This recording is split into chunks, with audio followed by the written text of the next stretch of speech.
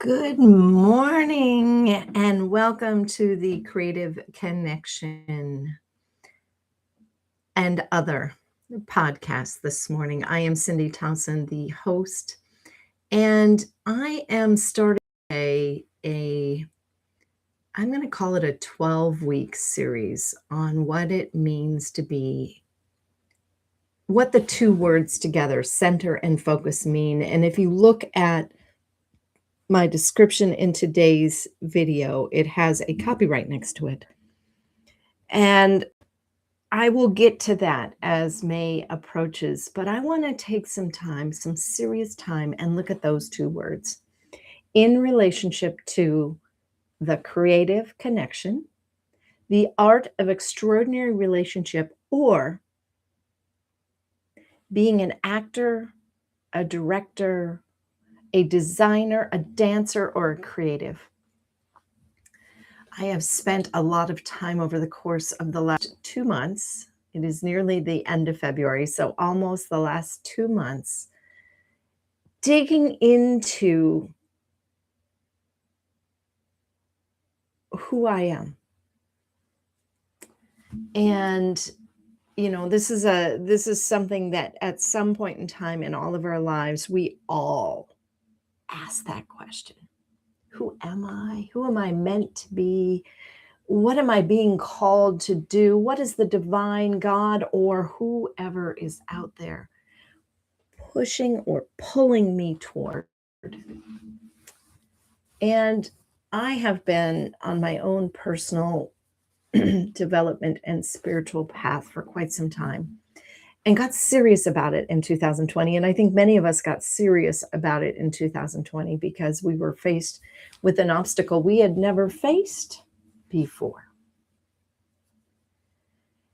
And that was the first time that I came across this idea of a still point, a center, and a place to focus or direct my energy out. That is the huge overview of what we will be spending the next 12 weeks diving into. So to start, let's talk about the times when it is easy to focus. It is easy to get ourselves centered because that's easy. Let's just bring it up, talk about it, and push it out of the way because that's not really why I'm bringing this topic up. It is easy to be there when we are by ourselves. Unless there is a lot of struggle just outside our doors or our personness, it is easy to center. It is easy to focus. Yesterday for me was a day where I was focused on a certain kind of work that I have in my life. It was collecting speeches and writing intros and reviewing intros and talking about display materials and then planning for a training session. And I was pretty focused. But there were times in my day that I strayed or I wandered, and I had to pull myself back to center and focus. And that was an easy moment in time because I had a certain purpose to focus on yesterday. So some of the things that I did to pull me back to center so that I could re-engage that focus I had set out to do was breathe. It was put my feet on the ground. It was get up from this computer, walk away, and give my eyes a break. It was to look out my window at my craggly maple tree that's out there and some of the branches that are covered in moss, and then to come back, to always come back. And then there are times where it's a little harder. It's not super hard, but it's a little harder. So was it Sunday? No, it was Thursday. No.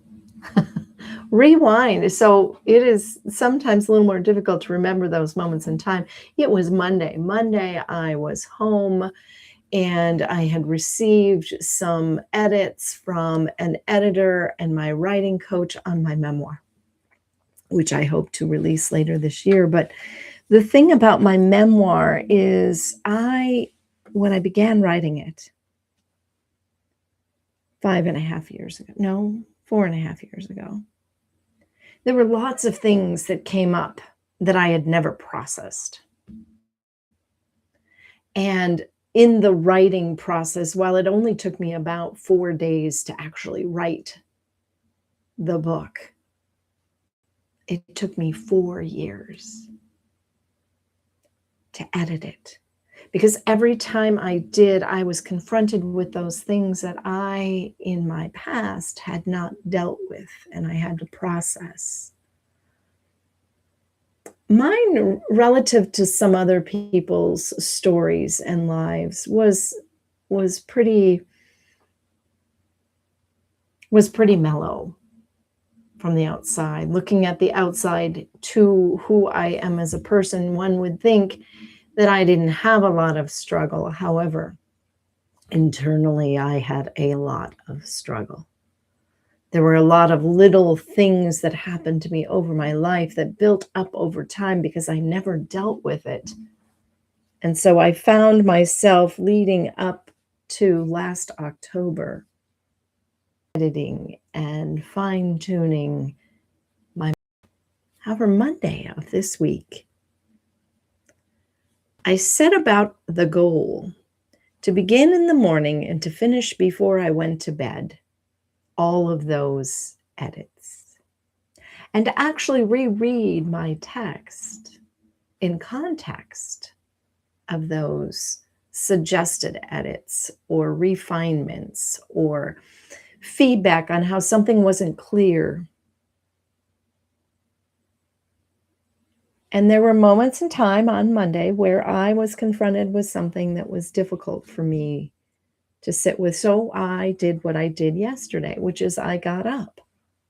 I walked away. I got a drink of water. I got something to eat. I came back. I sat down, reminding myself that these things I have processed, these things I have learned from, these things I have in my past that are not mandating my now. And it is a story that someone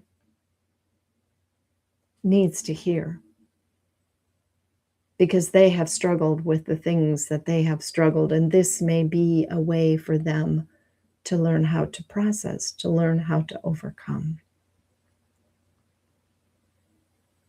And I am happy to say that by end of day, 8 o'clock or so, my time, Pacific time, I had completed rereading my manuscript, responding to all the feedback questions, doing the edits, and even some refinements of my own. And I sent it back. That was a little more challenging, but it was not the, oh, it is so difficult to focus.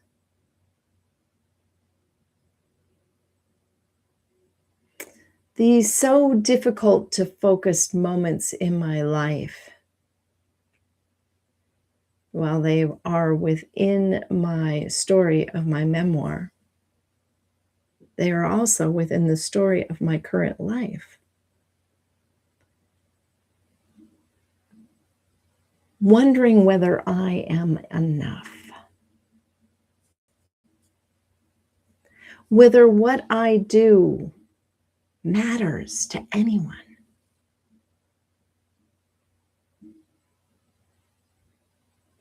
I am the mother, I have shared this before, of 3 adult sons, all of whom are very different, and their life path is different than my own. And each of them has struggled with something.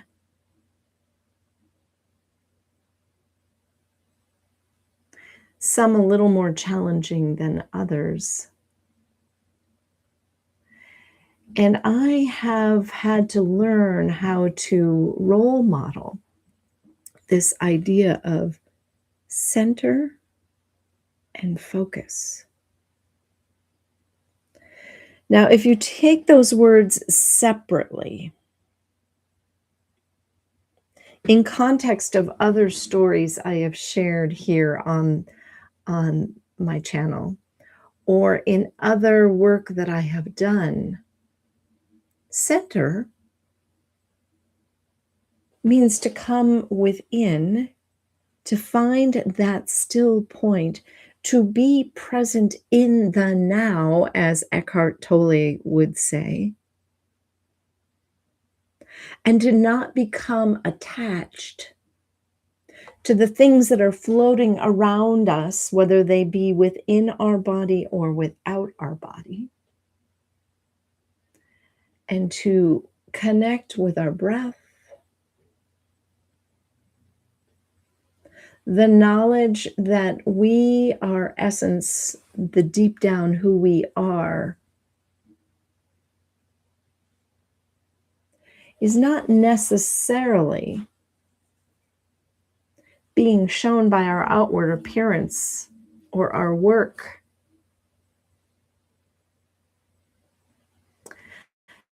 And learning to come to that still point within and center allows us to find clarity.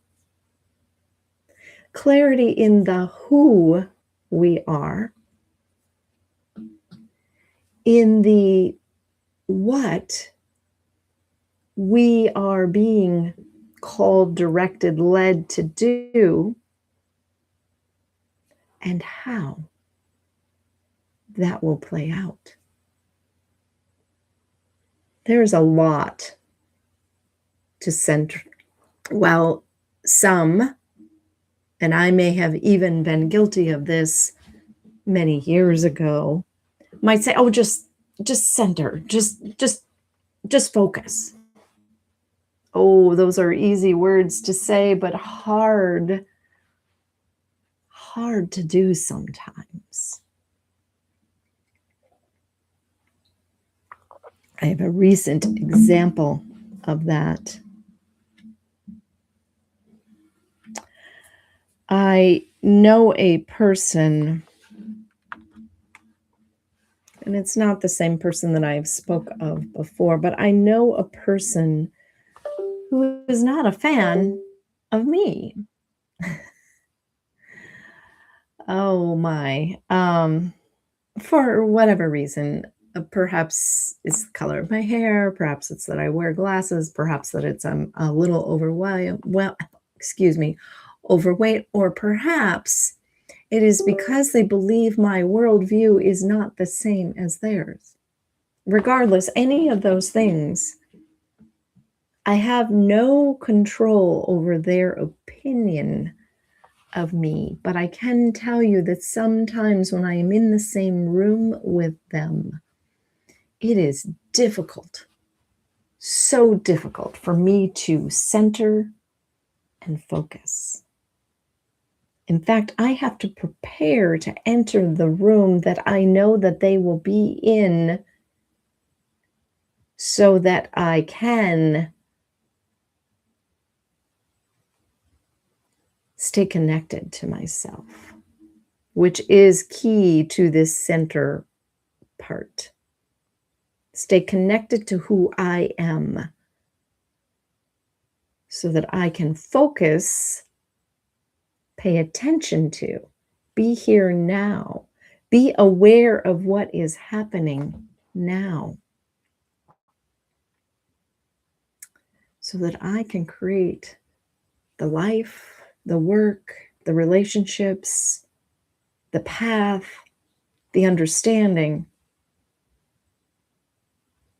of what I'm being called to. So this is not an easy concept. On the surface, it looks very easy, right? On the surface, it looks so easy, but on that one level down, like if you say, what does center mean? What does focus mean? Then it starts to get murky. Hence the copyright at the end of center and focus.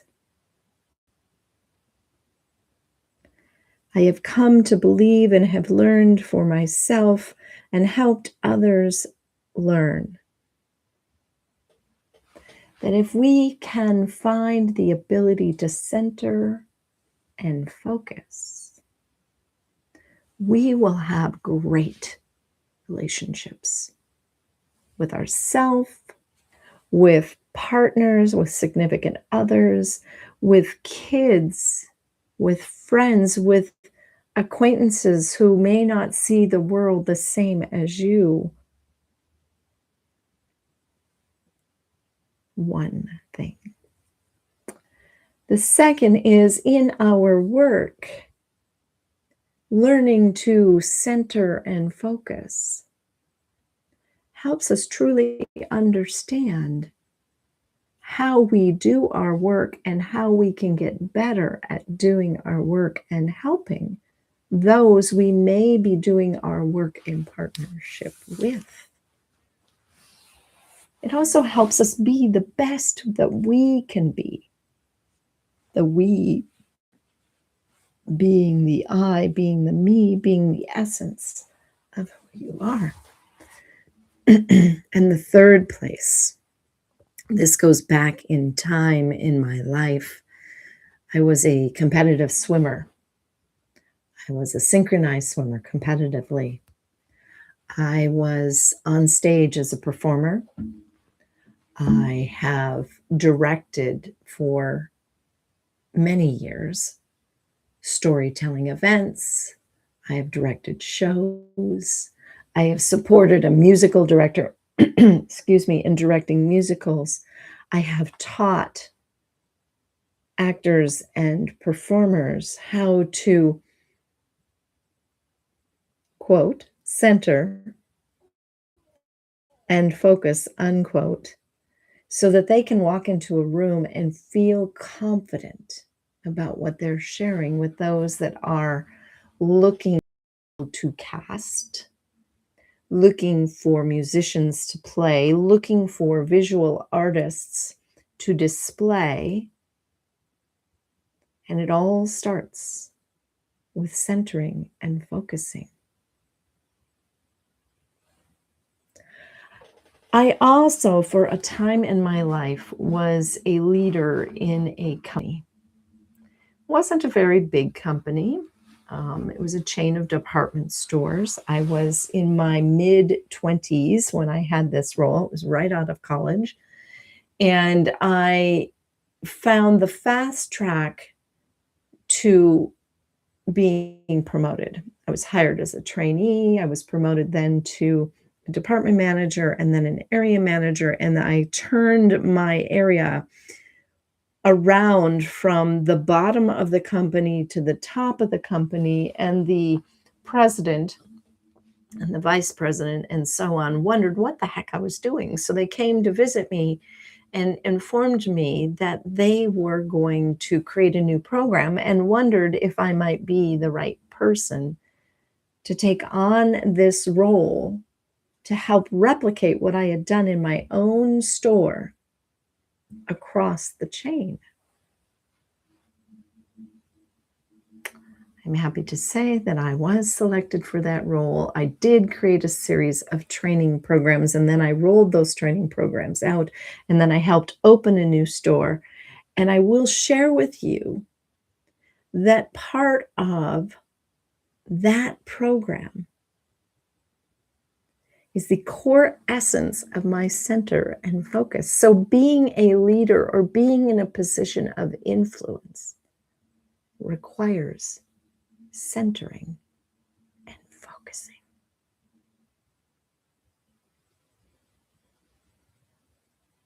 So today my intention had been just to provide an overview of what I will be spending the next 12 weeks on.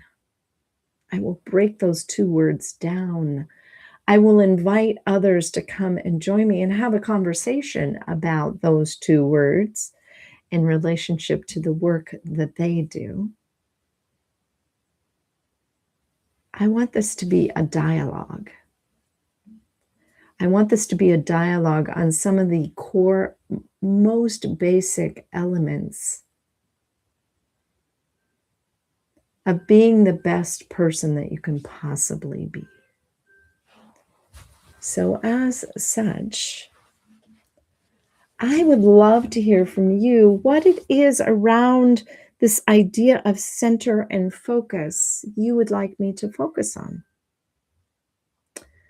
So, are you a leader in a company, woman or otherwise, that struggles with this idea of centering and focused work on a daily basis, or only in times when things get conflictual or there's a challenge? Or maybe you have a hard time when you are on the other end of that and being very successful, and we lose touch with that center and focus. Or maybe you are a creative, an actor, a director, a designer, a musician, a dancer, a painter, a writer. Maybe you are one of these things and you have a hard time with centering and focus. Then I need to know what it is that you are looking for. And the third, I'm going to say there's probably 5 different groups. The third is you're in a relationship with a significant other, and you struggle sometimes with being centered and focused and owning who you are in that relationship. There have been times in my almost 42 years of marriage and nearly 45 years with my husband where I struggled with who I was and finding a way to center and focus and dig into, unpack the me in our relationship. I will tell you that sometimes that was around the idea of parenthood. Now, I am soon to be 65 and I am still a parent, and there are still times that I struggle with the me in the context of being a mother. So this is not something I think that you outgrow as your kids get older. I think it follows you, is as the seasons changed in their lives, the seasons change in your life as a parent. And the 5th category, 1, 2, 3, leadership, self, partner, parent. Yes, the 5th is purpose driven. You're on a path for work, a career, or a non-work, a non-career. It's something you do for fun. And you occasionally ask yourself, why am I even doing this? Why does it even matter? There is an opportunity to center and focus. There is something that is arising in you in those moments that has you wondering, is this even the right path? I need clarity. I'm not sure. I need confidence.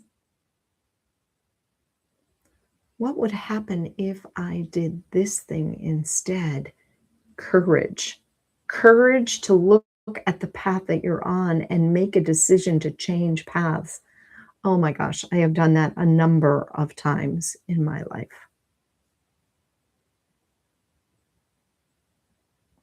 You have so many outside influences telling you that you're good at what you're doing, and why would you want to make a change, and blah, blah, blah, blah, blah, blah, blah.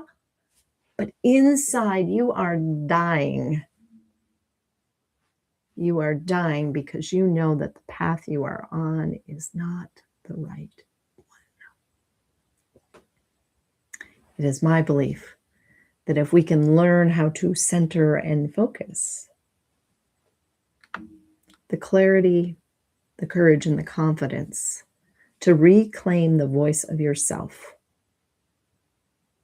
to reignite a vision that may be buried deep down inside, but you were told, that's not the right path for you. And ultimately realign with everything that feels right so that you can create a life that you are passionate about living. And there, my friends, is the core reason why I started this podcast, The Creative Connection. This podcast, The Art of Extraordinary Relationships. And I started that one with my husband. And for creatives, why I believe I have been put on this planet is to help us learn what our story is and share it with the world. Why? Because your story matters. And I believe that the world as a whole can shift and change one story at a time. That is why I wrote my memoir. I think that my story has something in it that can help someone make a decision that they need to make. I think within it is something that someone needs to hear to understand themselves better, or to understand someone else better. And by understanding and knowledge, I think we as a community of humans that are on this planet, by doing that, we can have greater connection, greater love, greater compassion,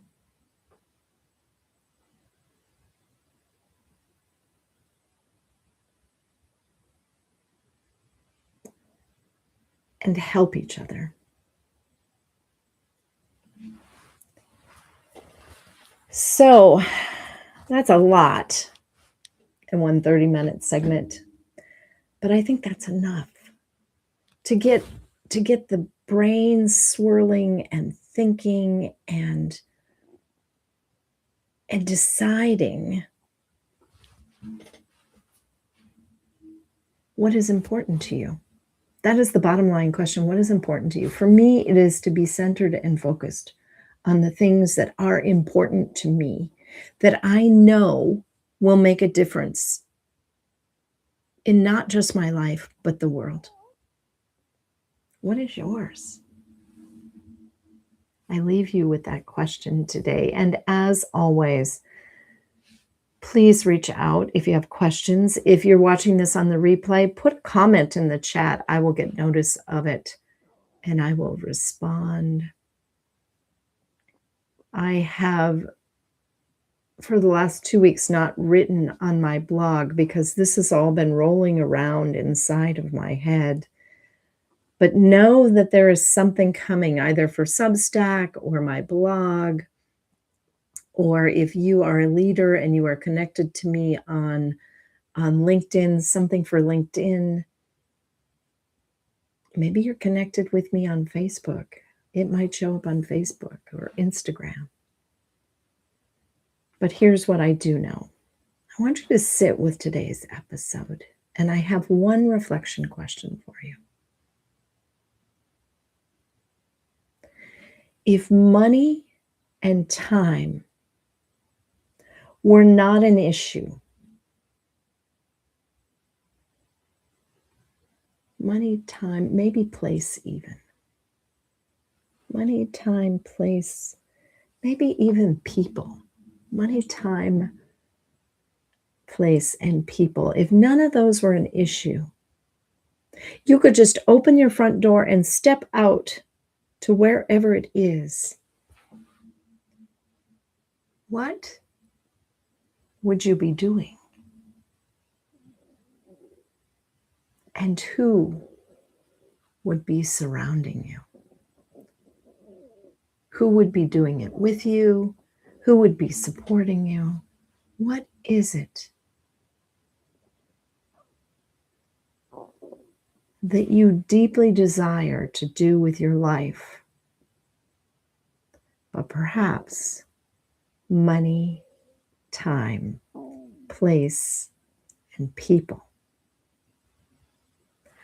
have you feeling stuck, which means you are the stuck one.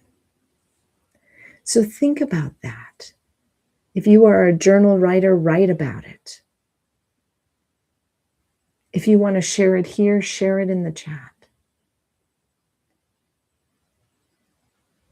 What would you be doing if money, time, place, people didn't matter? Thank you for being here today, and I look forward to connecting with you again next week here on YouTube and over the course of the next 12 weeks while we dive into this idea of center and focus.